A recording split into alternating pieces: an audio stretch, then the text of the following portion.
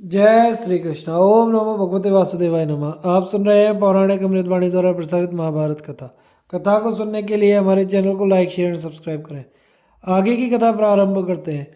मनु और बृहस्पति का संवाद। मनु के द्वारा ज्ञान योग आदि के फल तथा परमात्म तत्व का वर्णन। युधिष्ठिर ने पूछा, पितामह, ज्ञान योग का तथा वेदों के नियम अनुसार किए जाने वाले कर्म योग का क्या फल है? सब प्राणियों के भीतर रहने वाले आत्मा का ज्ञान किस प्रकार हो सकता है?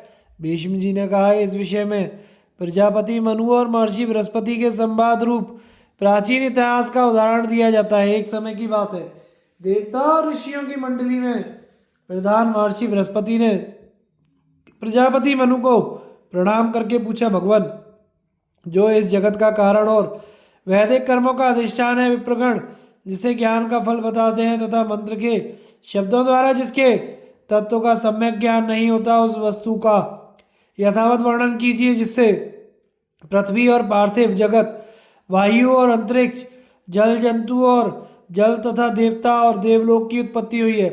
वह सनातन वस्तु क्या है, यह बताइए। मैंने ऋक, साम और यजुर्वेद तथा छंद, ज्योतिष, निरुक्त, व्याकरण, कल्प और शिक्षा का भी अध्ययन किया है, तो भी मुझे आकाश आदि पंचभूतों का उपादान का कारण समझ ज्ञान ना हो सका कारण कारण का ज्ञान ना हो सका। इसलिए आप सामान्य और विशेषण युक्त शब्दों के द्वारा इस विषय का पूर्णतः वर्णन करने की कृपा कीजिए तथा यह भी बताइए कि ज्ञान और कर्म का फल क्या है। जीव किस तरह एक शरीर से अलग होकर दूसरे में प्रवेश करता है? मनु जी ने कहा, जिसको जो जो विषय प्रिय होता है वह उसको उसी उसी में सुख जान पड़ता है, और जो जो अप्रिय होता है वही उसके लिए दुख रूप बताया गया है। इष्ट की प्राप्ति और अनिष्ट के निवारण के लिए संसार में कर्मों का आरंभ किया जाता है तथा इष्ट अनिष्ट दोनों से बचने के लिए ज्ञान योग का उपदेश किया गया है।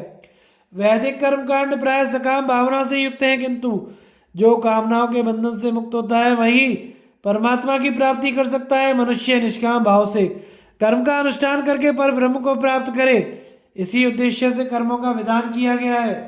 कर्म से प्राप्त होने वाले स्वर्ग आदि फलों की प्रशंसा करने वाले वचन तो कामनाओं में आसक्त पुरुषों पर ही अपना प्रभाव डालते हैं। इन कामनाओं से अपना पिंड छुड़ाकर परमात्मा को ही प्राप्त करना चाहिए।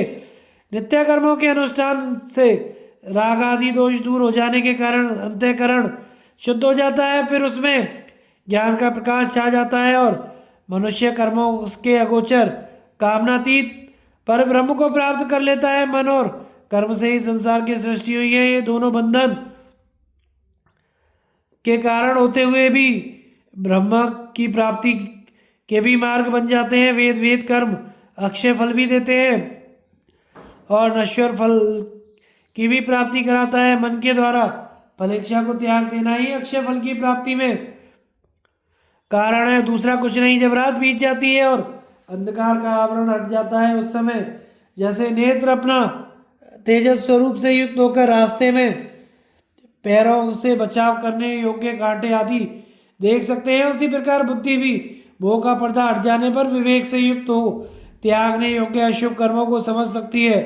विधि पूर्वक मंत्रों का उच्चारण, यज्ञ का अनुष्ठान, दक्षिणा, अन्न का दान, मन की समाधि, इन 5 अंगों से संपन्न होने पर कर्म फल देने में समर्थ होता है।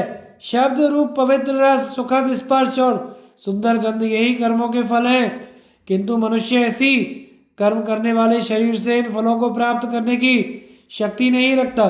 कर्मों के फलस्वरूप जो लोग यह शरीर प्राप्त होते हैं, उन्हीं में जाने पर इन फलों की प्राप्ति होती है। जीव एक शरीर से जो जो शुभाशुभ कर्म करता है, दूसरा शरीर धारण करके ही उसके फलों को भोगता है, क्योंकि शरीर ही सुख और दुख भोगने का साधन है। मन और वाणी से किए हुए शुभाशुभ कर्मों का फल मन वाणी के द्वारा ही भोगना पड़ता है। फल की इच्छा रखने वाला मनुष्य अपने कर्मों में जैसे गुण का संपादन करता है, उसी गुण से प्रेरित होकर वह कर्म के फल को भोगता है। जैसे मछली पानी के बहाव के साथ बह जाती है, उसी प्रकार मनुष्य को पहले किए हुए कर्मों के प्रभाव में बहना पड़ता है। ऐसी स्थिति में वह शुभ कर्मों का फल पाकर प्रसन्न होता है और अशुभ कर्मों के फल से दुखी होता है। अब जिससे संपूर्ण जगत की उत्पत्ति हुई है, जिसे जानकर मन को वश में रखने वाला महात्मा इस संसार समुद्र से पार हो जाता है और वेद मंत्रों के पद पर भी इसका प्रतिपादन वेद मंत्रों के पद भी जिसका प्रतिपादन नहीं कर पाते, उस अनिर्वचनीय परमात्म तत्व के विषय में कुछ कहा जाता है। ध्यान देकर सुनो। पर ब्रह्म परमात्मा भांति भांति के रसों और गंधों से रहित तथा शब्द स्पर्श एवं रूप से पृथक है। वे मन बुद्धि के अगोचर अव्यक्त तथा निर्गुण हैं, फिर भी उन्होंने ही प्रजा के लिए रूप रसादि पांचों विषयों की सृष्टि की है। वे ना स्त्री है, ना पुरुष, ना नपुंसक है, ना सत, ना असत, ना उभय रूप है। ज्ञानी पुरुष ही उनका साक्षात्कार करते हैं, उनका कभी क्षरण नहीं होता, इसलिए उन्हें अक्षर ब्रह्म कहते हैं।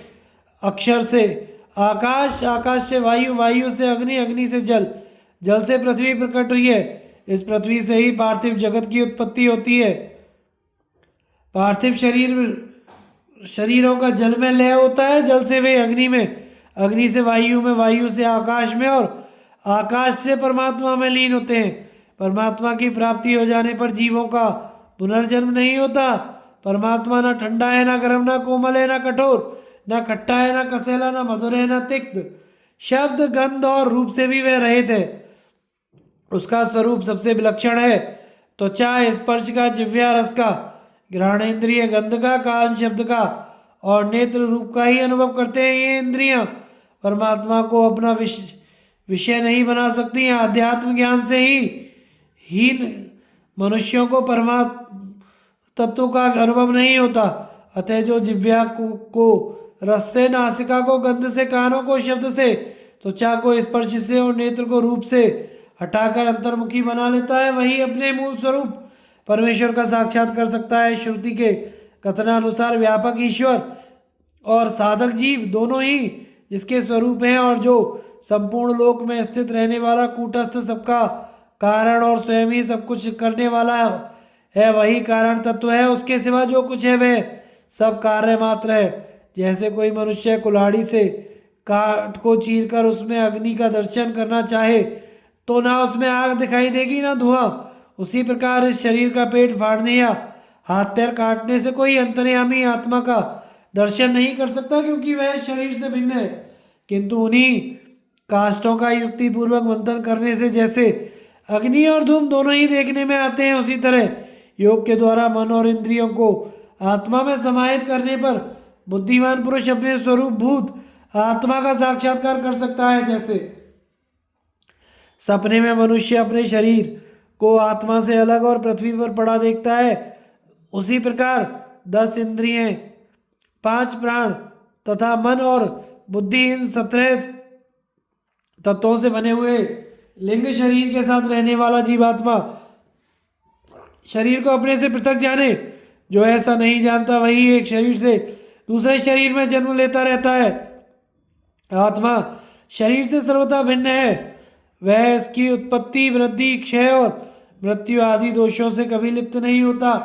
कोई भी इन चर्म चक्षुओं के द्वारा आत्मा के स्वरूप को नहीं देख सकता, अपनी त्वचा से उसका स्पर्श नहीं कर सकता और ना अपनी इंद्रियों से उसका कोई कार्य ही सिद्ध कर सकता है।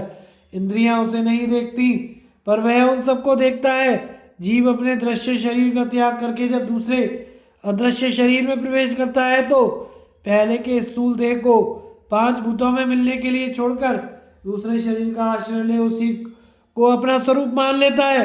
मनुष्य के मरने पर उसके शरीर के 5 भौतिक अंश अपने अपने महाभूतों में मिल जाते हैं, किंतु श्रोत्र आदि 17 तत्वों का लिंग शरीर कर्म वासना में आबद्ध हो दूसरे स्थूल देह में प्रवेश करके 5 विषयों का सेवन करता रहता है। श्रुतेंद्रिय आकाश के गुण, शब्द का, घ्राणेन्द्रिय पृथ्वी के गुण, गंध का, तेजस नेत्रेंद्रिय तेज के गुण का, रसनेन्द्रिय जल के गुण रस का और तथा त्वगेंद्रिय वायु के गुण स्पर्श का सेवन करती हैं। इंद्रियों के 5 विषय 5 महाभूतों में रहते हैं, 5 महाभूत इंद्रियों में रहते हैं। इंद्रियां मन की अनुगामिनी है, मन बुद्धि के आश्रित है और बुद्धि आत्मा का आश्रय लेकर स्थित है। आत्मा की दुर्विज्ञता। मनुजी कहते हैं, बृहस्पति, मनुष्य उस आत्मा का नेत्रों से दर्शन नहीं कर सकता त्वचा से स्पर्श नहीं कर सकता और श्रोत्र से श्रवण नहीं कर सकता, वह इन सब का अपना आप है और ये श्रोत्रादि स्वयं ही अपने आप को नहीं देख सकते। आत्मा सर्वज्ञ और सबका साक्षी है तथा सर्वज्ञ होने से इन सबको देखता भी है, किंतु जिस प्रकार मनुष्यों को दिखाई न देने पर भी हिमालय के दूसरे पार्श्व और चंद्रमा के पृष्ठभाग के विषय में यह नहीं कहा जा सकता कि वे हैं ही नहीं, उसी प्रकार संपूर्ण भूतों का ज्ञान स्वरूप आत्मा इंद्रियों का विषय न होने पर भी नहीं है, ऐसा नहीं कहा जा सकता। रूपवान वस्तुएं अपनी उत्पत्ति से पूर्व और नष्ट हो जाने पर रूपहीन रहती हैं, इस नियम से जैसे बुद्धिमान लोग उनकी अरूपता का निश्चय कर लेते हैं तथा सूर्य के उदय और अस्त के द्वारा जैसे उसकी गति का अनुमान हो जाता है, उसी प्रकार विवेकी की लोग बुद्धि रूप दीपक के द्वारा दूरस्थ ब्रह्म का साक्षात्कार कर लेते हैं। जिस प्रकार मृगों से मृग, पक्षियों से पक्षी और हाथियों के द्वारा हाथियों को पकड़ा जाता है, वैसे ही ज्ञान स्वरूप आत्मा को ज्ञान द्वारा ग्रहण किया जा सकता है। हमने सुना है कि सर्प के पैरों को सर्प ही पहचानता है, उसी प्रकार समस्त शरीर में स्थित ज्ञेय आत्मा को पुरुष ज्ञान द्वारा ही जान सकता है। जिस प्रकार अंधकार रूप राहु चंद्रमा की ओर आता है या उसे छोड़कर जाता दिखाई नहीं देता, वैसे ही जीवात्मा शरीर में आता है या उसे छोड़कर जाता हुआ नहीं जान पड़ता। जैसे चंद्रमा या सूर्य का संयोग होने पर राहु दिखने लगता है, वैसे ही देह से युक्त होने पर आत्मा का यह देहधारी है ऐसा ज्ञान होने लगता है, किंतु जैसे चंद्रमा और सूर्य से अलग होने पर राहु की उपलब्धि नहीं होती, वैसे ही शरीर से छूट जाने पर जीव दिखाई नहीं देता। जैसे अमावस्या की रात में चंद्रमा स्वयं अदृश्य होकर नक्षत्रों में मिल जाता है, वैसे ही जीव शरीर से छूटकर अपने कर्मों के फलस्वरूप दूसरे शरीर से जुड़ जाता है। जिस प्रकार मनुष्य शुद्ध और स्थिर जल में नेत्र द्वारा अपना रूप देख सकता है, वैसे ही इंद्रियों के शुद्ध और स्थिर हो जाने पर वह ज्ञान दृष्टि से ज्ञेय स्वरूप आत्मा का साक्षात्कार कर सकता है तथा जल में हलचल पैदा होने से जैसा रूप दिखाई नहीं देता, वैसे ही इंद्रियों के चंचल हो उठने पर बुद्धि के द्वारा आत्मा का अनुभव नहीं होता। अज्ञान से अविद्या आती है और अविद्या से मन राग आदि दोषों में फंस जाता है। इस प्रकार मन के दूषित होने से उसके अधीन रहने वाली पांचों ज्ञानेंद्रियां भी दूषित हो जाती हैं। अतः अज्ञानी मनुष्य विषयों में सदा डूबा रहकर कभी तृप्त नहीं होता तथा अपने प्रारब्ध के अनुसार वह विषय भोग की इच्छा से बारंबार इस संसार में जन्म लेता रहता है। पाप के कारण इस संसार में पुरुष की तृष्णा का अंत नहीं हो पाता। जब पापों की समाप्ति हो जाती है तभी उसकी तृष्णा नष्ट होती है। विषयों के संसर्ग से सर्वदा उन्हीं में रचे पचे रहने से तथा मन के द्वारा विपरीत साधनों का अवलंबन करने से पर ब्रह्म की प्राप्ति नहीं होती। जब पाप कर्मों का क्षय हो जाता है तभी पुरुष को ज्ञान प्राप्त होता है। दर्पण स्वच्छ होने पर जैसे प्रतिबिंब दिखने लगता है, उसी प्रकार अपने शुद्ध हृदय में परमात्मा का साक्षात्कार करने लगता है। मनुष्य विषयों की और इंद्रियों के फैल जाने से दुखी बना हुआ है और उन्हीं के संकुचित होने से सुखी हो सकता है। अतः उसे बुद्धि के द्वारा इंद्रियों को उनके विषयों की ओर रोककर वश में रखना चाहिए। इंद्रियों से मन श्रेष्ठ है, उससे बुद्धि श्रेष्ठ है, बुद्धि से ज्ञान श्रेष्ठ है और ज्ञान से परमात्मा श्रेष्ठ है। अव्यक्त परमात्मा से ही ज्ञान उत्पन्न हुआ है तथा ज्ञान से बुद्धि और उससे मन प्रकट हुआ है। वह मन ही श्रोत्रादि इंद्रियों से युक्त होकर विषयों को देखता है। जो पुरुष शब्दादि विषय, संपूर्ण व्यक्त पदार्थ और प्राकृत विषयों को त्याग देता है, वह अमृत तत्व को प्राप्त कर लेता है। परंतु सकाम कर्म करने वाला पुरुष बार बार जन्म मरण के चक्कर में पड़कर सुख दुखादि कर्म फल को ही भोगता रहता है। इंद्रियों द्वारा विषयों को ग्रहण न करने से पुरुष के विषय तो छूट जाते हैं, परंतु उनमें उसकी आसक्ति बनी रहती है। वह तो तभी छूटती है जब उसे परब्रह्म का साक्षात्कार हो जाता है। जिस समय बुद्धि कर्म जनित गुणों से छूटकर मनात्मिक का वृत्ति में स्थित हो जाती है, उस समय मन ब्रह्म में लीन होकर तद्रूप हो जाता है। पर ब्रह्म स्पर्श, श्रवण, रसन, दर्शन, घ्राण और संकल्प सभी प्रकार के कर्मों से रहित है, इसलिए उस तक केवल विशुद्ध बुद्धि ही पहुंच सकती है। विषयों का मन में लय होता है, मन का बुद्धि में, बुद्धि का ज्ञान में और ज्ञान का परमात्मा में लय होता है। इंद्रियों मन को नहीं जानती, मन बुद्धि को नहीं जानता, बुद्धि अव्यक्त आत्मा को नहीं जानती, किंतु अव्यक्त इन सबको जानता है। आत्मदर्शन का उपाय। मनु जी कहते हैं, बृहस्पति जी, जब शरीर शारीरिक या मानसिक दुख आ पड़े तो उसके लिए मनुष्य को चिंतित नहीं होना चाहिए। दुख का चिंतन ना करना ही उसकी औषधि है। चिंतन करने से तो वह सामने आता है और अधिक बढ़ता ही रहता है। मानसिक दुख को विचार से और शारीरिक व्याधि को औषधियों से दूर करे, यही विज्ञान की सामर्थ्य है। बच्चों के समान शोक नहीं करना चाहिए। यौवन रूप जीवन, धन संग्रह, आरोग्य और प्रियजनों का समागम, ये सब नित्य ही है। विचारशीलों को इनका लोभ नहीं करना चाहिए। जिस दुख का सारे राष्ट्र से संबंध हो, उसके लिए एक व्यक्ति को शोक नहीं करना चाहिए। हाँ, यदि उसे प्रतिकार का कोई उपाय दिखता हो तो शोक ना करके वह उपाय ही करना चाहिए। इसमें संदेह नहीं कि मनुष्य के जीवन में सुख की अपेक्षा दुख ही अधिक है। जो पुरुष इंद्रियों के विषयों में राग करता है उसे मोहवश मौत के मुंह में जाना पड़ता है, किंतु जो पुरुष सुख दुख दोनों को त्याग देता है वह पर ब्रह्म को प्राप्त कर लेता है। विचारशीलों को उसके लिए शोक नहीं करना पड़ता। विषयों के उपार्जन में दुख है, उनकी रक्षा करने में भी सुख नहीं है, तथा दुख से ही उनकी उपलब्धि होती है। अतः उनका नाश हो जाए तो चिंता नहीं करनी चाहिए। जिस समय बुद्धि अपने कर्मजनित संस्कार के सहित चित्त की मन्नात्मिका वृत्ति में स्थित हो जाती है, उसी समय ध्यान योग जनित समाधि से ब्रह्म का साक्षात्कार हो सकता है। नहीं तो जैसे जल की धारा पर्वत के शिखर से निकलकर ढाल की ओर बहती है, वैसे ही यह गुणात्मिका बुद्धि गुणमय पदार्थों की ओर ही बह जाती है। जिस समय यह ध्यान योग के द्वारा निर्गुण तत्व तक पहुंच जाती है, उसी समय कसौटी के द्वारा जैसे स्वर्ण को पहचान लिया जाता है, वैसे ही इसे परब्रह्म का अनुभव हो जाता है। अतः इंद्रियों के सब द्वारों को रोककर मन में स्थित होना चाहिए। इस प्रकार मन की एकाग्रता होने से परमात्मा की प्राप्ति हो जाती है।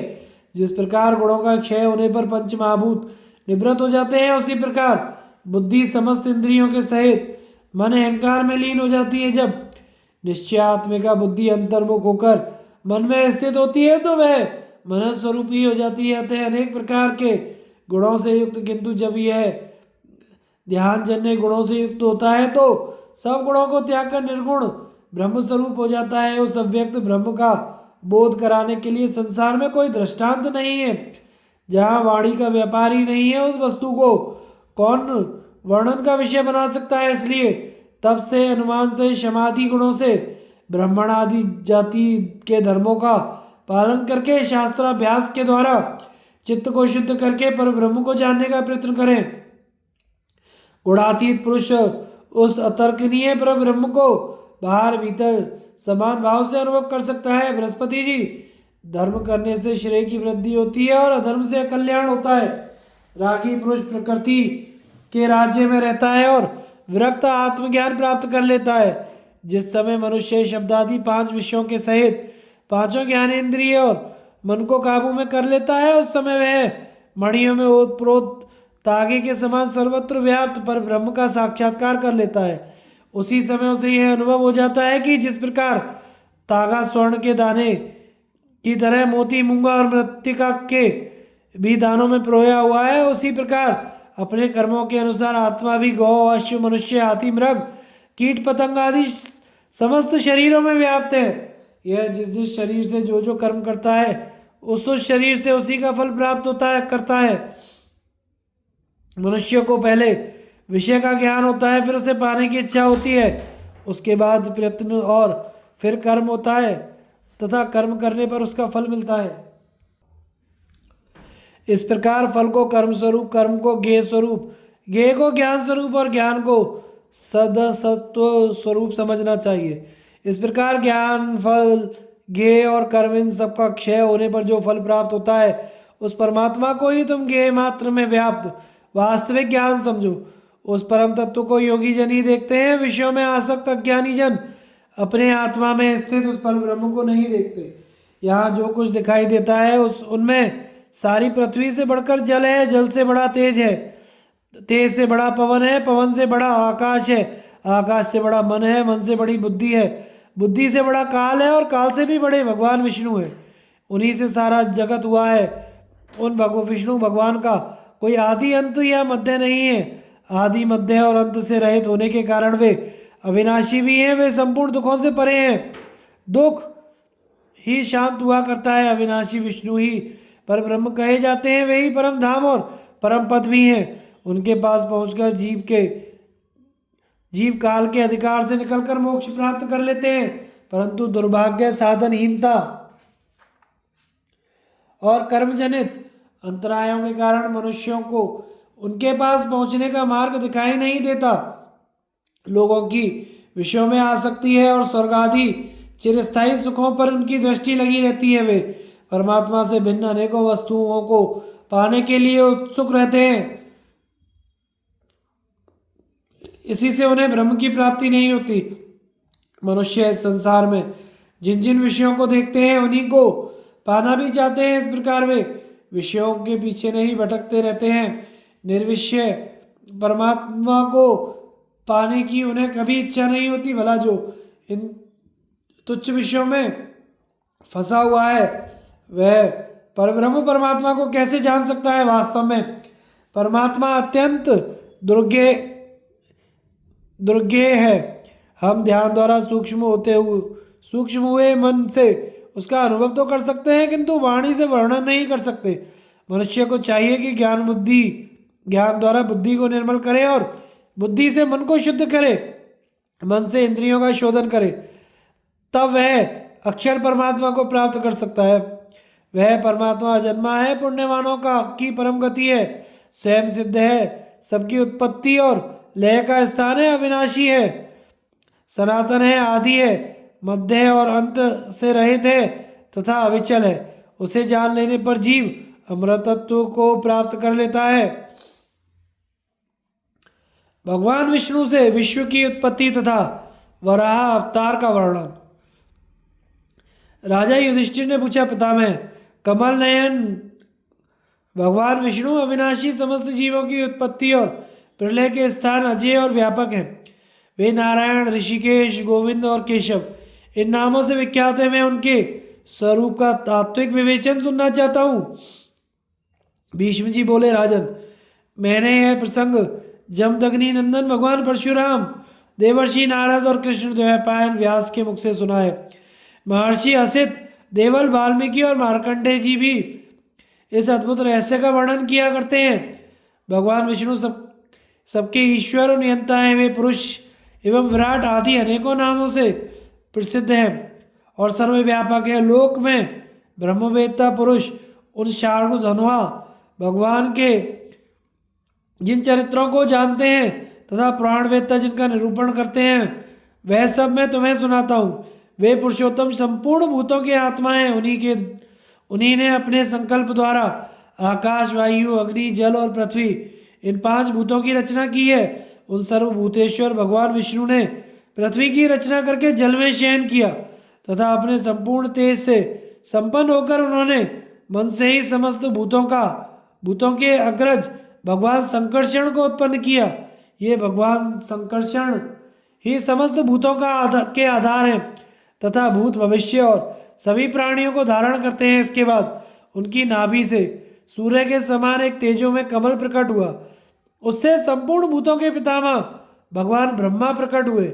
ब्रह्मा जी के अंग की कांति से सारी दिशाएं दैदीप्यमान हो उठी। इसी समय अंधकार से आदि दैत्य मधु का जन्म हुआ। भगवान पुरुषोत्तम ने ब्रह्मा का हित करने के लिए उस उग्रकर्मा असुर का वध कर डाला। उसका वध करने के कारण ही भगवान को समस्त देवता, दानव, मनुष्य मधुसूदन कहते हैं। इसके पश्चात ब्रह्मा जी ने मारीचि, अत्रि, अंगिरा, पुलस्त्य, पुलह, क्रतु और दक्ष इन 7 मानस पुत्रों को उत्पन्न किया। इनमें सबसे बड़े मारीचि ने मन से ही कश्यप को उत्पन्न किया। महर्षि कश्यप बड़े ही तेजस्वी और ब्रह्मवेत्ता में श्रेष्ठ हैं। ब्रह्मा जी ने मारीचि से भी बड़े दक्ष को अपने अंगूठे से उत्पन्न किया था। वह प्रजापति के पद पर प्रतिष्ठित हुआ। प्रजापति दक्ष के पहले 13 कन्याएं हुई। इनमें दिति सबसे बड़ी थी। समस्त धर्मों को विशेष रूप से जानने वाले परम यशस्वी मरीचि नंदन कश्यप इन सब कन्याओं के पति हुए। इसके बाद दक्ष ने 10 कन्याएं और उत्पन्न की तथा उन्हें धर्म के साथ विवाह दिया। इन कन्याओं से धर्म के वसु, रुद्र, विश्वदेव, साध्य और मरुदगण ने जन्म लिया। प्रजापति दक्ष के इनसे छोटी 27 कन्याएं और भी हुई। उन सबके पति महाभाग चंद्रमा हुए। कश्यप जी की अन्य स्त्रियों से गंधर्व, अश्व, पक्षी, गौ, किमपुरुष, मत्स्य, उद्भिज और वनस्पति आदि उत्पन्न हुए। अदिति से देवताओं में श्रेष्ठ महाबली आदित्यों का जन्म हुआ।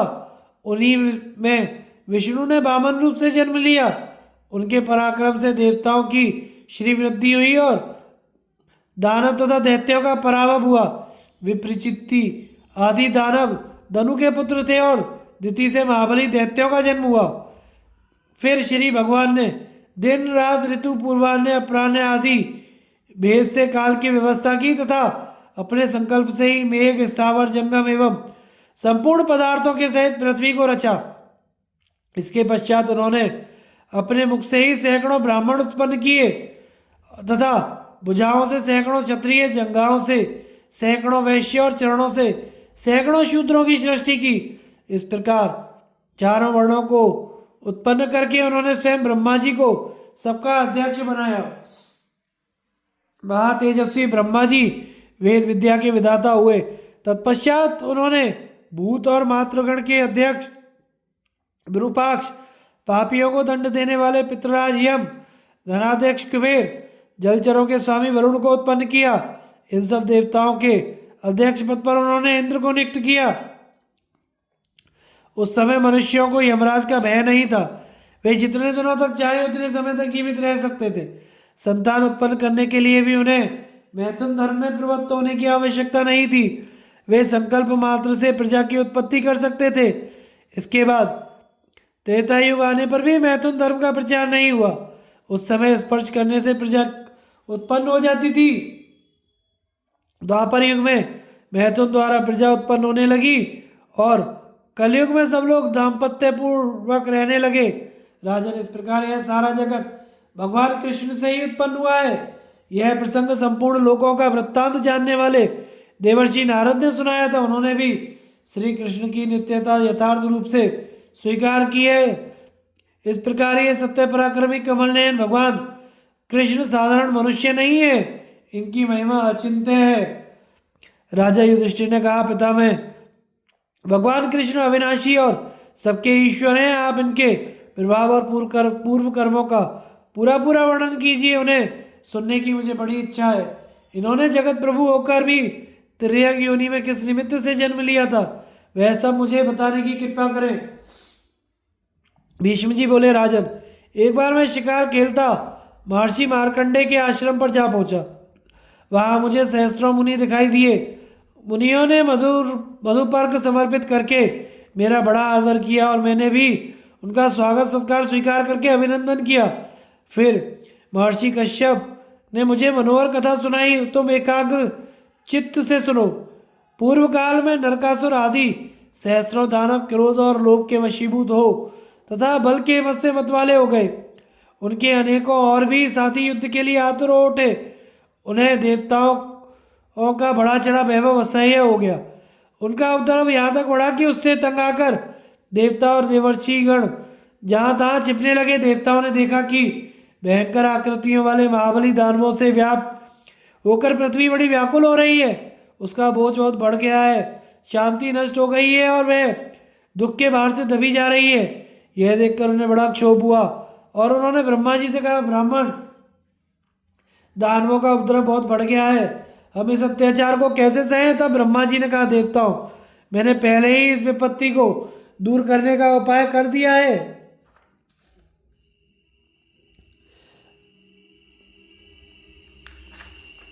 इस समय दानव लोग वर पाकर बल और दर्प से चूर हो रहे हैं। उन्हें अव्यक्त रूप भगवान विष्णु का कोई भय नहीं है। देखो, इस समय उन्होंने वराह रूप धारण किया है। इनको काबू में करना देवताओं के लिए भी कठिन है।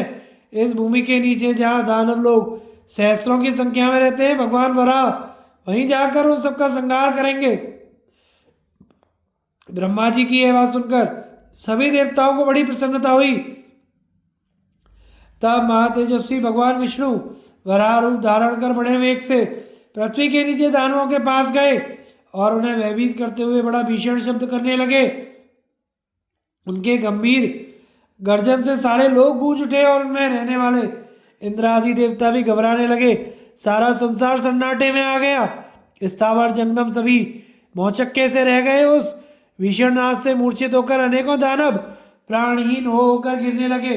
भगवान ने रसातल में पहुंचकर उन देव शत्रुओं के मांस मेद और हड्डियों को अपने खुरों से रौंद डाला। इसी समय सब देवता मिलकर ब्रह्मा जी के पास गए और उनसे पूछा, भगवान यह शब्द कैसा रहा है? इसका रहस्य हमारी कुछ समझ में नहीं आ रहा है। ये कौन है और किसका यह शब्द है जिसने सारे संसार को विफल कर दिया है? इसके तेज से तो सारे देवता और दानव मोहमुग्ध से हो गए हैं। इतने में ही भगवान वराह ऊपर आए।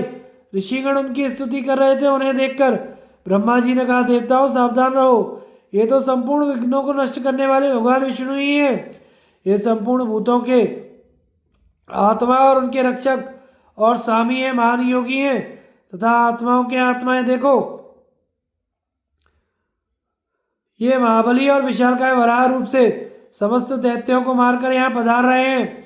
इन्होंने जो अद्भुत कर्म किया है उसे तो तुम सब मिलकर भी नहीं कर सकते थे। तुम्हें किसी प्रकार का संताप, भय या शोक नहीं करना चाहिए। ये ही सारे संसार के रचयिता, पालक और संहार करता है। सारे लोगों का उद्धार करते हुए इन्होंने ही यह महान शब्द किया था। ये कमल नयन भगवान विष्णु ही संपूर्ण लोगों के वंदनीय, अविनाशी और समस्त भूतों के आदि कारण एवं नियामक हैं। गुरु शिष्य के संवाद का उल्लेख करते हुए योग तथा सदाचार का निरूपण। राजा युधिष्ठिर ने पूछा, दादाजी अब आप मुझे मोक्ष के प्रधान कारण योग का वास्तविक स्वरूप सुनाइए, उसे जानने की मुझे बड़ी इच्छा है। भीष्म जी बोले, राजन इस विषय में गुरु शिष्य संवाद रूपी है पुरातन इतिहास प्रसिद्ध है। एक बार कोई ब्रह्मनिष्ठ आचार्य विराजमान थे। वे बड़े तपस्वी महात्मा सत्यनिष्ठ जितेंद्रिय थे। उनके पास एक बुद्धिमान कल्याण कामी समाहित चित्त शिष्य आया। उसने उनके चरण स्पर्श किए और हाथ जोड़कर कहा, भगवान यदि आप मेरी सेवा से प्रसन्न हैं तो मेरे मन में एक बड़ा भारी संदेह है, उसे दूर करने की कृपा करें स्वामिन। मेरा और आपका इस संसार में कहाँ से आना हुआ? मैं देखता हूँ कि समस्त भूतों में उनके उपादान कारण समान है, तो भी उनमें किन्हीं की वृद्धि किन्हीं का ह्रास क्यों होता है? सब वैदिक स्मार्थ और लोक में जो वर्णाश्रम धर्म संबंधी वाक्य प्रसिद्ध हैं उनका किस प्रकार समन्वय हो सकता है? भगवान ये सब बातें मुझे स्पष्ट करके समझाने की कृपा करें। गुरु ने कहा, बेटा सुनो, तुम बड़े बुद्धिमान हो। तुमने जो बात पूछी है वह वेदों का गूढ़ रहस्य है। यही अध्यात्म तत्व है और यही समस्त विद्या और शास्त्रों का सर्वस्व है। विश्वात्मा वेद का मूल कारण जो ओंकार है वह वासुदेव सत्य ज्ञान यज्ञ तितिक्षा दम और आर्जव स्वरूप है। वेदज्ञ जन उसी को पुरुष सनातन और विष्णु भी कहते हैं तथा वही जगत की उत्पत्ति और प्रलय करने वाला अव्यक्त और सनातन ब्रह्म है। ये वृष्णि वंशोत्पन्न भगवान कृष्ण भी वही हैं। तुम मुझसे इनका इतिहास सुनो। इन अतुलित तेजस्वी देव भगवान कृष्ण का महात्म्य ब्राह्मण को ब्राह्मणों से, क्षत्रियों को क्षत्रियों से, वैश्य को वैश्यों से और शूद्रों को शूद्रों से सुनना चाहिए। तुम श्री कृष्ण का कल्याणकारी चरित्र सुनने के अधिकारी हो, इसलिए सावधान होकर सुनो। श्री कृष्ण ही आदि अंत से रहित काल चक्र हैं। उन्हीं के भीतर ये तीनों लोग चक्र के समान घूम रहे हैं। श्री कृष्ण ही अक्षर अव्यक्त अमृत सनातन पर ब्रह्म भी हैं। ये अविनाशी परमात्मा ही पितर देवता ऋषि यक्ष राक्षस नाग असुर और मनुष्य आदि की रचना करते हैं। इसी प्रकार कल्प के आरंभ में अपनी माया में स्थित होकर ये वेद शास्त्र और सनातन लोक धर्मों को अभिव्यक्त करते हैं। जिस प्रकार ऋतु परिवर्तन के साथ भिन्न भिन्न ऋतुओं के लक्षण प्रकट होते हैं, वैसे ही प्रत्येक युग में तदनुरूप भावों की अभिव्यक्ति होती रहती है तथा कालक्रम से उन युगादि में जिस समय जो जो वस्तु भासती है उस समय लोक यात्रा के द्वारा उसी उसी प्रकार का ज्ञान उत्पन्न होता रहता है। कल्प के अंत में वेद और इतिहासों का लोप हो जाता है। उन्हें सर्ग के आरंभ में भगवान स्वयंभू के आदेश से महर्षि लोग तप द्वारा फिर से प्राप्त कर लेते हैं। उस समय स्वयं भगवान ब्रह्मा जी को वेद का, बृहस्पति जी को वेदांगों का, शुक्राचार्य को नीति शास्त्र का, नारद जी को गंधर्व विद्या का, भरद्वाज को धनुर्विद्या का, गार्ग्य को देवर्षियों के चरित्र का और कृष्णात्रेय को चिकित्सा शास्त्र का ज्ञान होता है। उसी समय अनेकों शास्त्रज्ञ न्याय आदि विभिन्न तंत्रों की रचना करते हैं। उन्होंने युक्ति, शास्त्र और आचरण के द्वारा जो कुछ उपदेश किया तुम्हें वही करना चाहिए। पर ब्रह्मन आदि और सबसे परे है उसे देवता और ऋषि भी नहीं जानते। उसे तो एकमात्र जगत पालक भगवान नारायण ही जानते हैं। नारायण ही से ही ऋषि, मुख्य देवता और असुर तथा पुराने राजर्षियों ने उस ब्रह्मा को जाना है। वह ब्रह्म ज्ञान समस्त दुखों का परमौषध है। जब प्रकृति पुरुष से अधिष्ठित विविध पदार्थों को रचने लगती है तो उससे कारण सहित जगत उत्पन्न होता है। पहले अव्यक्त प्रकृति से बुद्धि उत्पन्न होती है, उससे अहंकार, अहंकार से आकाश, आकाश से वायु, वायु से तेज, तेज से जल, जल से पृथ्वी उत्पन्न होती है। ये 8 मूल प्रकृतियां हैं। सारा जगत इन्हीं में स्थित है। इन्हीं से 5 ज्ञानेंद्रियां, 5 कामेंद्रियां, 5 विषय और 1 मन, ये 16 विकार होते हैं। श्रोत्र, त्वक, चक्षु, जिह्वा और घ्राण, ये 5 ज्ञानेंद्रियां हैं। 5 पायु, उपस्थ, हस्त और वाक, ये 5 कर्मेंद्रियां हैं। शब्द, स्पर्श, रूप, रस, गंध, ये 5 विषय हैं तथा इन सब में व्यापक और जो सर्वगत चित्त है वह मन है। मन सर्वरूप है। रस ज्ञान के समय यह जिह्वा रूप हो जाता है तथा बोलने के समय यही वाक कहा जाता है। इस प्रकार भिन्न भिन्न इंद्रियों के साथ मिलकर उनके रूप में मन ही व्यक्त होता है। मन को सत्वगुण का कार्य कहा है और सत्व को अव्यक्त का। अतः बुद्धिमान पुरुष को चाहिए कि आत्मा को समस्त भूतों के आत्मा अव्यक्त मूल प्रकृति में स्थित जाने। इस प्रकार ये संपूर्ण पदार्थ प्रकृति से अतीत उस निरंजन देव में स्थित होकर संपूर्ण चराचर जगत का निर्वाह कर रहे हैं। वह परमात्मा इन पदार्थों से संपन्न इस 9 द्वारों वाले पवित्र नगर को व्याप्त करके इसमें शयन करता है, इसलिए उसे पुरुष कहते हैं। वह पुरुष जरा मरण से रहित, व्यापक, सर्वज्ञत्वादि गुणों वाला, सूक्ष्म और समस्त भूत एवं गुणों का आश्रय है। जिस प्रकार अग्नि काष्ठ में व्याप्त रहने पर भी दिखाई नहीं देती, उसी प्रकार आत्मा शरीर में रहती तो है परंतु दिखाई नहीं देती। जिस तरह यत्न पूर्वक मथने पर काष्ठ में छिपी हुई अग्नि प्रकट हो जाती है, वैसे ही योगाभ्यास के द्वारा शरीर में स्थित आत्मा का साक्षात्कार होता है। जिस प्रकार स्वप्नावस्था में 5 ज्ञानेंद्रियों के सहित जीवात्मा इस शरीर को छोड़कर अन्यत्र चली जाती है, वैसे ही मृत्यु के बाद भी अन्य शरीर ग्रहण कर लेती है। कर्म के द्वारा इस देह का बाद होता है। कर्म से ही अन्य देह की उपलब्धि होती है तथा अपने किए हुए प्रबल कर्म के द्वारा ही वह अन्य शरीर में ले जाया जाता है। राजन, जंगम और स्थावर जो 4 प्रकार के प्राणी हैं जो अव्यक्त उत्पन्न हुए हैं और अव्यक्त में ही समा जाते हैं। जिस प्रकार पीपल के बीच में अव्यक्त रूप से बड़ा भारी वृक्ष समाया हुआ है किंतु वृक्ष रूप में आने पर वह व्यक्त हो जाता है, वैसे ही इस सारे संसार की अव्यक्त से उत्पत्ति होती है। जिस तरह लोहा अचेतन होने पर भी चुंबक की ओर खिंचा जाता है, वैसे ही शरीर के उत्पन्न होने पर उसके स्वाभाविक संस्कार तथा अविद्या, काम, कर्म आदि दूसरे गुण उसकी ओर खिंचाते हैं। आत्मा सबके पहले विद्यमान थी। वह नित्य, सर्वगत, मन का हेतु और उपलक्षण है। अज्ञान रूप कर्म ही जगत की उत्पत्ति का कारण बताया गया है। इन कारणों से युक्त होकर जीव का कर्मों का संग्रह करता है और कर्मों से वासना से पुनः कर्म होते हैं। इस प्रकार यह आदि अंत शून्यमान संसार चक्र चलता रहता है। जिस प्रकार तेली लोग तेल से युक्त होने के कारण तिलों को फेरते हैं, उसी प्रकार यह सारा जगत आसक्तिग्रस्त होने के कारण अज्ञान जनित भोगों द्वारा कर्म चक्र में पेरा जा रहा है। जीव अहंकार के अधीन होकर तृष्णा के कारण कर्म करता है और वह कर्म आगामी कार्य कारण संयोग में हेतु बन जाता है। अतः विवेकी पुरुष को क्षेत्र और क्षेत्रज्ञ का अंतर जान लेना चाहिए। इन दोनों के तादात्म्य का सा अभ्यास हो जाने से जीव ऐसा हो गया है कि उसे अपने शुद्ध स्वरूप का पता ही नहीं लगता। भीष्म जी कहते हैं, राजन, इस प्रकार गुरुदेव ने शिष्य की शंका का समाधान किया। जैसे बुने हुए बीजों में फिर अंकुर नहीं निकलते, उसी प्रकार ज्ञानाग्नि से दग्ध हुए अविद्यादि कलेश फिर आत्मा को स्पर्श नहीं कर सकते।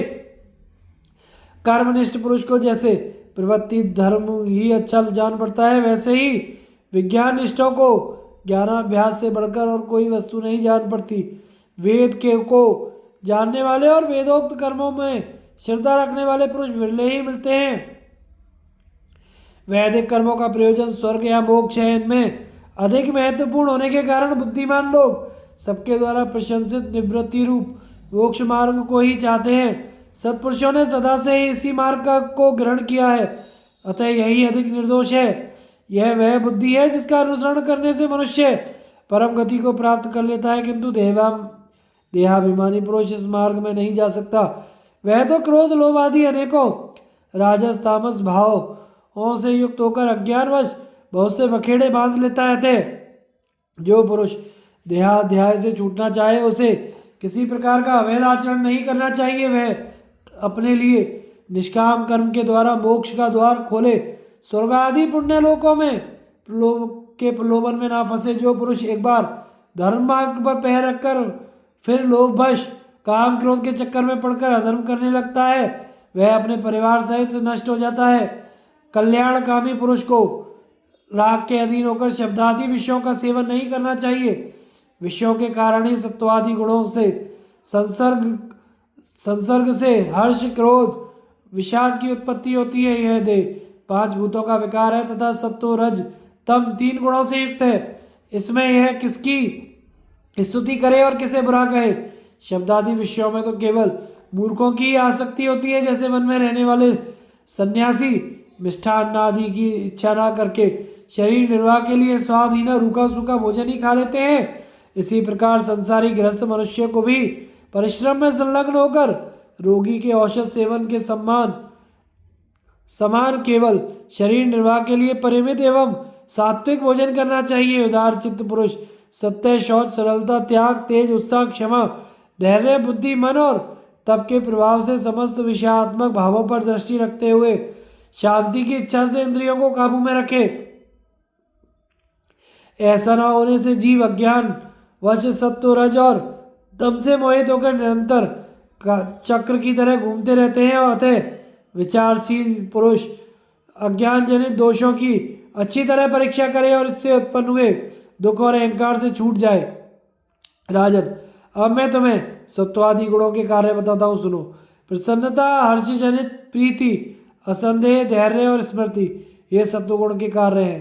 काम क्रोध प्रमाद लोभ मोह भय क्लांति विषाक्त शोक अप्रसन्नता मान दर्प अनार्यता, ये रजोगुण और तमोगुण के कार्य हैं। इन दोषों के गौरव लाघव का विचार करके फिर इस बात की परीक्षा करें कि इनमें से मुझ में कौन दोष कितना कितना बना हुआ है।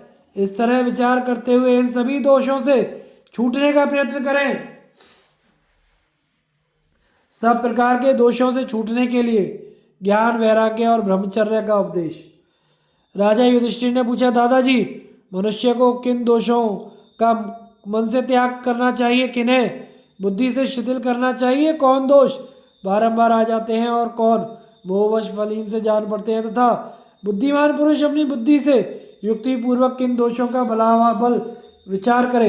भीष्म जी बोले, राजन, अपने मूल कारण अज्ञान के सहित दोषों का नाश हो जाने पर पुरुष विशुद्ध चित्त होकर संसार में मुक्त हो जाता है। जिस प्रकार छेनी की धार लोहे की जंजीर को काटकर नष्ट हो जाती है, उसी प्रकार ध्यान संस्कृत बुद्धि तमोगुण जनित दोषों को नष्ट करके उनके साथ स्वयं भी शांत हो जाती है। यद्यपि रजोगुण तमोगुण और काम तथा मोह से रहित शुद्ध तत्व, ये तीनों ही गुण देह के मूल कारण है, तथापि आत्मवान पुरुष के लिए ब्रह्म प्राप्ति का साधन तो सत्वगुण ही है। अतः संयमशील पुरुष को रजोगुण तमोगुण से दूर रहना चाहिए। इन दोनों से छूट जाने पर बुद्धि निर्मल हो जाती है। मनुष्य जब रजोगुण के अधीन रहता है तो तरह तरह के अधर्मयुक्त कर्म करता है, उसमें दीनता आ जाती है और वह अर्थयुक्त भोगों का सेवन करता है। तमोगुण के अधीन होने पर वह लोभ और क्रोध जनित कर्मों में फंसा रहता है। हिंसा में उसका विशेष अनुराग हो जाता है और हर समय निद्रा तंद्रा से घिरा रहता है, तथा सत्वगुण के का आश्रय लेने वाला पुरुष शुद्ध और सात्विक भावों को ही देखता है।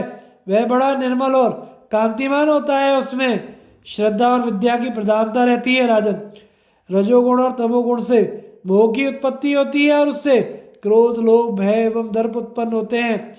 इन सब का नाश करने से ही मनुष्य शुद्ध होता है। ऐसा शुद्ध चित्त पुरुष ही उस अक्षय, अविनाशी, सर्वव्यापक, अव्यक्त परमात्मा का साक्षात्कार कर सकता है। उसी की माया से आवृत हो जाने पर मनुष्यों के ज्ञान और विवेक का नाश हो जाता है, तथा वे अज्ञान और मोह के अधीन होकर क्रोध के चंगुल में फंस जाते हैं। क्रोध से काम उत्पन्न होता है, फिर लोभ, मोह, मान, दर्प एवं अहंकार का उन्मेष हो जाता है, तथा अहंकार से कर्म में प्रवृत्ति होने लगती है। इस प्रकार जब कर्म होने लगते हैं तो जन्म मरण का निमित्त भी बन ही जाता है, तथा जिसे जन्म लेना है उसे शुक्र शोणित का संयोग होने पर मल मूत्र से भरे हुए रक्त से लथपथ गर्भस्थान में रहने की नौबत आ ही जाती है। अतः तृष्णा से त्रस्कर कृत और काम क्रोध आदि से बंधे हुए पुरुष को यदि उनसे पार पाने की इच्छा हो तो वह प्रयत्न पूर्वक स्त्रियों के संसर्ग से दूर रहे, क्योंकि स्त्रियां भयंकर कृत्या के समान है। ये अज्ञानी मनुष्यों को मोह में डाल देती हैं। स्त्री से ही उसके रज और अपने वीर्य द्वारा संतान की उत्पत्ति होती है, किंतु जिस प्रकार मनुष्य अपने अंग से उत्पन्न हुए जुओं को त्याग देता है, उसी प्रकार अपने ना होकर अपने कहलाने वाले इन पुत्र आदि को भी त्याग देना चाहिए। इस देह से ही स्वभावतः श्वेत के द्वारा जुओं की उत्पत्ति होती है और कर्मवश वीर्य द्वारा पुत्र उत्पन्न होते हैं। अतः बुद्धिमान पुरुष को तो दोनों की ही अपेक्षा करनी चाहिए। यह बात ध्यान में रखो कि दुख प्राप्ति तो शरीर के ग्रहण मात्र से निश्चित है, किंतु उसकी वृद्धि शरीर में अभिमान करने से होती है। अभिमान के त्याग से दुख का अंत होता है। जिसका दुख दूर हो जाता है वही मुक्त है। राजन, अब मैं तुम्हें शास्त्र दृष्टि से मोक्ष का उपाय बताता हूँ। जो पुरुष तत्व ज्ञान का अभ्यास करता है वह परम गति प्राप्त कर लेता है। जितने प्राणी हैं उनमें मनुष्य श्रेष्ठ है। मनुष्यों में द्विज और द्विजों में वेदज्ञ श्रेष्ठ हैं। वेदज्ञ ब्राह्मण समस्त भूतों के आत्मा, सर्वज्ञ और सर्वदर्शी होते हैं। उन्हें परमार्थ तत्व का पूर्ण निश्चय होता है। नेत्रहीन पुरुष मार्ग में अकेला होने पर जैसे तरह तरह के दुख पाता है, वैसे ही ज्ञानहीन पुरुष को भी संसार में अनेकों दुख सहने पड़ते हैं। इसलिए ज्ञानी ही सबसे बढ़कर है। वाणी, शरीर और मन की पवित्रता, क्षमा, सत्य, धैर्य और स्मृति, ये श्रेष्ठ गुण प्राय सभी धर्मों के मनुष्यों में देखे जाते हैं, किंतु ब्रह्मचर्य को तो शास्त्रों में ब्रह्म का ही स्वरूप माना गया है। यह सब धर्मों में श्रेष्ठ है। इसके द्वारा पुरुष परम गति प्राप्त कर सकते हैं। जो पुरुष इस व्रत को अच्छी तरह पालन करते हैं उसे ब्रह्मलोक की प्राप्ति होती है। मध्यम ब्रह्मचारी को स्वर्ग मिलता है और कनिष्ठ विद्वान ब्राह्मण का जन्म पाता है। ब्रह्मचर्य का बड़ा कठिन व्रत है। इसका उपाय सुनो। ब्राह्मण को चाहिए कि जब रजोगुण की वृत्ति बढ़ने लगे तो उसे रोक दे। स्त्रियों की बातें ना सुने और उन्हें वस्त्रहीन अवस्था में ना देखे, क्योंकि यदि किसी प्रकार उन पर दृष्टि चली जाती है तो दुर्बल चित्त मनुष्य को काम का विकार हो जाता है। ब्रह्मचारी को यदि काम विकार हो जाए तो उसे कृच्छ व्रत करना चाहिए और स्वप्न में वीर्य स्खलित हो तो जल में गोता लगाकर 3 बार अघमर्षण मंत्र जपना चाहिए। लगातार विवेकी पुरुष को इस प्रकार संयत और विवेक युक्त चित्त से अपने अंतःकरण में स्थित काम विकार को नष्ट कर देना चाहिए। हृदय में एक मनोबाह नाम की नाड़ी है। वह संकल्प द्वारा सारे शरीर से वीर्य खींचकर बाहर निकाल देती है। जिस प्रकार दूध में मिले हुए घी को मथनी से मथकर अलग किया जाता है, वैसे ही शरीर में व्याप्त वीर्य संकल्प की मथानी से अलग हो जाता है। स्वप्न में वस्तुतः स्त्री संसर्ग का अभाव होने पर केवल संकल्प से ही मनोवाहा नाड़ी वीर्य को बाहर निकाल देती है। जो पुरुष यह जानते हैं कि वीर्य की गति ही वर्ण संकरता करने वाली है, वे विरक्त और निर्दोष हो जाते हैं तथा उन्हें पुनः देह की प्राप्ति नहीं होती। वे केवल देह निर्वाह के लिए कर्म करते हैं, मन के द्वारा निर्विकल्प अवस्था में स्थित होते हैं। प्राणों को सुषुम्नार मार्ग पर ले जाकर अंत में मोक्ष प्राप्त करते हैं तथा जिन्हें ऐसा बोध हुआ कि विश्व रूप में मन ही स्थित है, उन महात्माओं का प्रणवोपासना परिशुद्ध मन प्रकाशपूर्ण और निर्मल हो जाता है। अतः मन को वश में करने के लिए मनुष्य को निष्काम कर्म करने चाहिए। इससे वह रजोगुण तमोगुण से छूटकर यथेष्ट गति प्राप्त कर सकता है। मुक्ति के लिए प्रयत्न करने का उपदेश। भीष्म जी कहते हैं, युधिष्ठिर, विषय भोगों में आसक्त रहने वाले प्राणी सदा दुख भोगते रहते हैं। जो महात्मा उनमें आसक्त नहीं होते वही परम गति को प्राप्त होते हैं। यह जगत जन्म मृत्यु और वृद्धावस्था के दुखों, नाना प्रकार के रोगों तथा मानसिक चिंताओं से पूर्ण है। ऐसा समझकर बुद्धिमान पुरुषों को मोक्ष के लिए ही प्रयत्न करना चाहिए। वह मन, वाणी और शरीर से पवित्र रहकर अहंकार को त्याग दे तथा शांत चित्र, ज्ञानवान एवं निष्काम होकर भिक्षावृत्ति से जीवन निर्वाह करता हुआ सुखपूर्वक विचरे। जीवों पर दया करते रहने से भी उनके प्रति मन में आसक्ति पैदा हो जाती है। ऐसा सोचकर दया और ममता की भी उपेक्षा कर दे तथा यह जानकर संतोष कर ले कि सारा संसार अपने अपने कर्मों का ही फल भोगता है। मनुष्य शुभ और अशुभ जैसा भी कर्म करता है, उसका फल उसे स्वयं ही भोगना पड़ता है। इसलिए बुद्धि और क्रिया के द्वारा सदा शुभ कर्मों का ही आचरण करे, किसी भी जीव की हिंसा न करे, सत्य बोलना, सब प्राणियों के प्रति सरल होना, क्षमा करना, प्रमाद से बचना और इतने गुण जिस पुरुष में हो वही सुखी होता है। जो इस अहिंसा आदि का संपूर्ण प्राणियों के लिए सुखद और दुख से छुड़ाने वाले परम धर्म को समझता है, वही सर्वज्ञ है और वही सुखी होता है। इसलिए बुद्धि के द्वारा मन को समाहित करके किसी भी प्राणी के प्रति राग द्वेष ना करे, किसी का अहित ना सोचे, दुर्लभ वस्तु की कामनाएं ना करे और नश्वर पदार्थों की चिंता छोड़ दे और सफल प्रयत्न करके मन को ज्ञान के साधन श्रवण मन आदि में लगा दे। वेदांत वाक्यों के श्रवण तथा सुदृढ़ प्रयत्न से उत्तम ज्ञान की प्राप्ति होती है। जो सूक्ष्म धर्म को देखता और सत्य वचन बोलना चाहता हो, उसको ऐसी बात कहनी चाहिए जो सत्य होने के साथ ही हिंसा, परनिंदा, कपट, कटुता, क्रूरता और चुगली आदि दोषों से रहित हो। इस तरह की वाणी भी बहुत थोड़ी मात्रा में और सावधान चित्त से ही बोलनी चाहिए।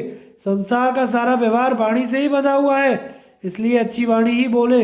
यदि वैराग्य हो तो बुद्धि के द्वारा मन को वश में करके किए हुए बुरे कर्मों को लोगों से कह दे, क्योंकि प्रकाशित कर देने पर पाप की मात्रा घट जाती है। रजोगुण से प्रभावित हुई इंद्रियों की प्रेरणा से मनुष्य सकाम कर्मों में प्रवृत्त होता है और इस लोक में कष्ट भोगकर अंत में नरकगामी होता है। इसलिए मन, वाणी और शरीर से ऐसा काम करे जिससे अपने को धैर्य मिले। जैसे पुलिस के डर से भागता हो चोर जब चोरी के माल का बोझा उतार फेंकता है तो जहां उसे सुख मिलने की आशा होती है उस दिशा में आसानी से भाग जाता है। उसी प्रकार मनुष्य राजस तामस कर्मों को त्याग देने पर शुभ गति प्राप्त कर सकता है। जो सब प्रकार के संग्रह से रहित, निरीह, एकांतवासी, अल्पाहारी, तपस्वी और जितेंद्रिय है, जिसके संपूर्ण क्लेश ज्ञानाग्नि से दग्ध हो गए हैं और जो योगानुष्ठान का प्रेमी और मन को अधीन रखने वाला है, वह अपने स्थिर चित्त के द्वारा निस्संदेह पर ब्रह्म को प्राप्त कर लेता है। बुद्धिमान एवं धीर पुरुष को चाहिए कि वह बुद्धि को अपने वश में रखे, फिर बुद्धि के द्वारा मन को और मन के द्वारा विषय परायण इंद्रियों को काबू में रखे। इस प्रकार जब वह मन को वश में करके इंद्रियों को अपने अधीन कर लेता है, उस समय उसकी इंद्रियां प्रसन्न होकर ईश्वराभिमुख हो जाती हैं। फिर उनके साथ मन की एकता होने पर अंतःकरण में ब्रह्म का प्रकाश छा जाता है। अतः योग शास्त्र नियमों के अनुसार आचरण करना चाहिए। योग साधना करते समय जिस उपाय से भी चित्त वृत्ति स्थिर हो सके उसका पालन करते रहना चाहिए।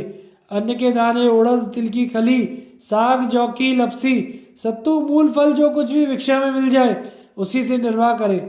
देश काल नियम के अनुसार सात्विक आहार करे।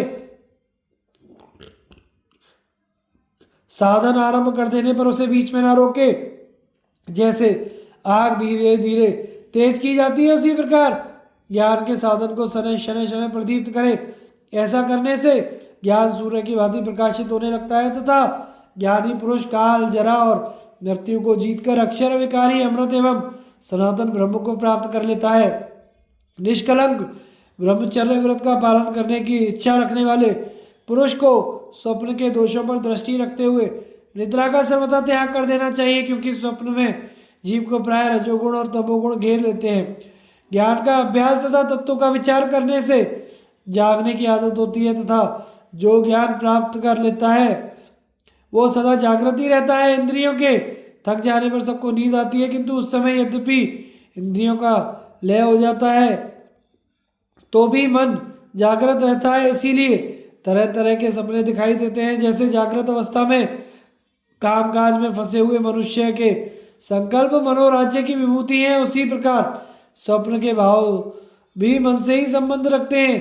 कामनाओं में आसक्त पुरुष असंख्य जन्मों की वासनाओं को स्वप्न में अनुभव करता है। उसके मन में जो जो भाव छिपे होते हैं उन सबको अंतर्यामी जानता रहता है। पूर्व जन्म के कर्मों के अनुसार यदि सत्व, रज और तम कोई भी गुण प्राप्त होता है तो उससे मन पर जैसा संस्कार पड़ते हैं, सूक्ष्म भूतों की प्रेरणा से स्वप्न में वैसे ही आकार प्रकट हो जाते हैं। उस स्वप्न का दर्शन होते ही सात्विक, राजस, तामस गुण उसे सुख दुख का अनुभव कराने के लिए आ पहुंचते हैं। जागृत अवस्था में इंद्रियों के द्वारा हृदय में जो जो संकल्प उठते हैं, स्वप्न में भी यह मन उसी उसी संकल्प को प्रसन्नता के साथ पूर्ण होता देखा करता है। आत्मा के ही प्रभाव से आकाश आदि संपूर्ण भूतों में मन की पहुंच होती है, उसे कहीं भी रुकावट नहीं होती। अतः आत्मा को अवश्य जानना चाहिए, क्योंकि आकाश आदि सभी देवता आत्मा में ही स्थित हैं।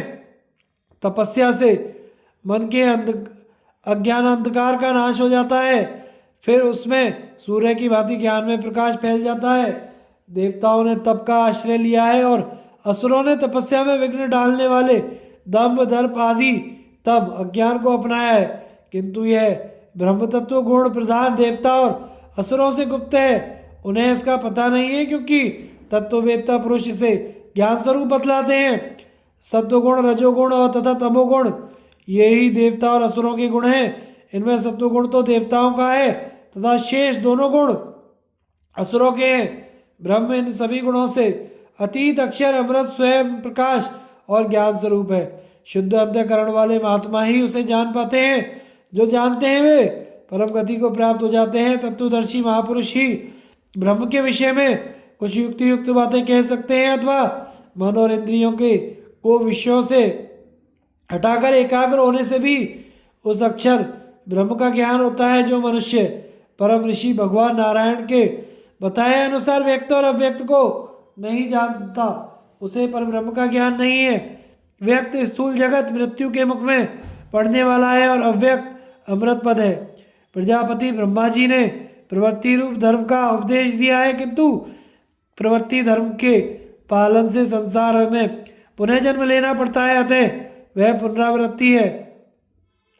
और निवृत्ति धर्म से परम गति प्राप्त होती है, इसलिए वह मोक्ष स्वरूप है। शुभाशुभ कर्मों के ज्ञाता, निवृत्ति परायण एवं सदा तत्व चिंतन में लगे रहने वाले मुनियों को ही उस उत्तम गति की प्राप्ति होती है। इस प्रकार विचारशील पुरुष को चाहिए वह पहले अव्यक्त प्रकृति और पुरुष क्षेत्रज्ञ को जाने, फिर इन दोनों से श्रेष्ठ जो परम महान ईश्वर तत्व है उसका विशेष ज्ञान प्राप्त करे। प्रकृति त्रिगुणमयी है, सृष्टि करना उसका स्वभाव है। क्षेत्रज्ञ का स्वरूप इसके विपरीत है, वह स्वयं गुणों से रहित और प्रकृति के कार्यों का दृष्टा है। जीव और ईश्वर दोनों चेतन है, गुणादि लिंगों से रहित होने के कारण ये इंद्रियों के विषय भी नहीं होते।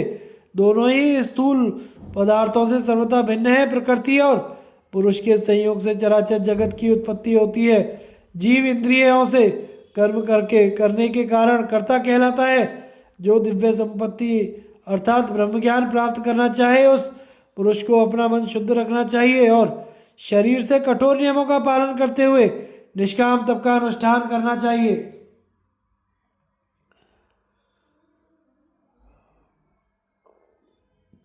आंतरिक तप चैतन्य में प्रकाश से युक्त है, उसमें तीनों लोक व्याप्त हैं। सूर्य और चंद्रमा भी तप से ही आकाश में प्रकाशित हो रहे हैं। तप लोक में तप शब्द विशेष प्रसिद्ध है। तप का फल है प्रकाश और ज्ञान। रजोगुण और तमोगुण का नाश करने वाले निष्काम कर्म ही तप है। ब्रह्मचर्य और अहिंसा शारीरिक तप है। वाणी और मन का संयम मानसिक तप कहलाता है। वैदिक विधि को जानने और उसके अनुसार चलने वाले द्विजातियों का अन्न ग्रहण करना उत्तम माना गया है। ऐसे अन्न का नियम पूर्वक आहार करने से रजोगुण से उत्पन्न होने वाला पाप शांत हो जाता है तथा साधक की इंद्रियां विषयों की ओर आविरक्त हो जाती हैं। इसलिए भिक्षा में उतना ही अन्न ग्रहण करना चाहिए जितना जीवन रक्षा के लिए वांछनीय हो। इस प्रकार योग युक्त मन के द्वारा जो ज्ञान प्राप्त होता है उसे जीवन के अंत समय तक पूरी शक्ति लगाकर धीरे धीरे ही प्राप्त कर लेना चाहिए। धैर्य नहीं खोना चाहिए। कुछ योगी आसन की दृढ़ता से शरीर को धारण किए हुए बुद्धि के द्वारा मन को विषयों से हटाते हैं और इंद्रिय गोलकों से अपना संबंध त्याग कर उनकी अपेक्षा सूक्ष्म होने के कारण प्राण और इंद्रियों को अपने से अभिन्न समझते हैं। कोई कोई शास्त्र में बताए हुए क्रम से उत्तरोत्तर सूक्ष्म तत्व का ज्ञान प्राप्त करते हुए पराकाष्ठा तक पहुंचकर बुद्धि के द्वारा ब्रह्म का अनुभव करते हैं। कोई योग के द्वारा अंतःकरण को पवित्र करके अपनी महिमा में स्थित हुए उस परम पुरुष को प्राप्त होते हैं जो अव्यक्त से भी श्रेष्ठ है। इसी तरह कोई तो ध्यान धारणा के द्वारा सगुण ब्रह्म की उपासना करते हैं और कोई उस परम देव का चिंतन करते हैं जिसे बिजली के समान सहसा प्रकाशित होने वाला और अक्षर कहा गया है। कुछ लोग तपस्या से अपने पापों का दग्ध करके अंतकाल में ब्रह्म की प्राप्ति करते हैं। इन सभी महात्माओं को उत्तम गति प्राप्त होती है। जिनका मन ज्ञान और ज्ञान के साधन में लगा हुआ है वे मृत्यु लोक के बंधन से छूटकर रजोगुण से रहित एवं ब्रह्मभूत हो परम गति मोक्ष को प्राप्त कर लेते हैं। वेद को जानने वाले विद्वानों ने इस प्रकार ब्रह्म को प्राप्त कराने वाले धर्म का वर्णन किया है। अपने अपने ज्ञान के अनुसार उपासना करने वाले सभी साधकों की उत्तम गति होती है। जिन्हें राग आदि दोषों से रहित सुदृढ़ ज्ञान प्राप्त होता है उनकी मुक्ति हो जाती है। जो संपूर्ण ऐश्वर्य से युक्त अजन्मा दिव्य एवं अव्यक्त नाम वाले विष्णु भगवान की भक्ति भाव से शरण लेते हैं वे ज्ञानानंद से तृप्त और निष्काम हो जाते हैं तथा वे अपने अंतःकरण में श्री हरि को स्थित जानकर अव्यय स्वरूप हो जाते हैं। उन्हें फिर इस संसार में नहीं आना पड़ता। जो प्रकृति और उसके कार्य को तथा सनातन पुरुष को ठीक ठीक जानते हैं वे तृष्णा से रहित होकर मोक्ष प्राप्त कर लेते हैं। संसार को शरण देने वाले ऋषि श्रेष्ठ भगवान नारायण ने जीवों पर दया करने के लिए ही इस अमृत में ज्ञान का प्रकाश किया है। आगे की कथा का प्रसारण हम अगले भाग में करेंगे। हमारे चैनल को लाइक शेयर और सब्सक्राइब करें। धन्यवाद।